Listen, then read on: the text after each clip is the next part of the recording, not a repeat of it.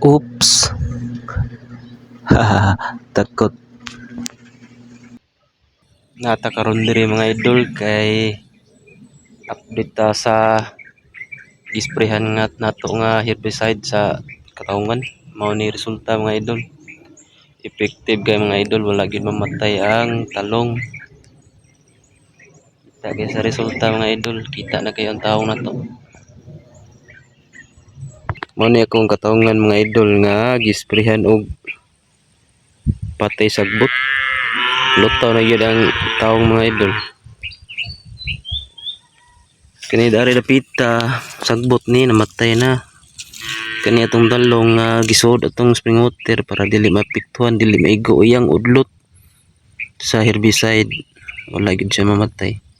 Pero ang mga sagbot sa kilid, padung ni sila matay mga idol. Ganilaya na 3 days pa ni sila gikan sa spray na ko. Laya ni siya nga padung mga idol, mga sagbot. Pero ang taong wala gyud maunsa. Effective kaya to ang herbicide nga gigamit. Dili siya makaunsa sa talong ug sa tanang utanon.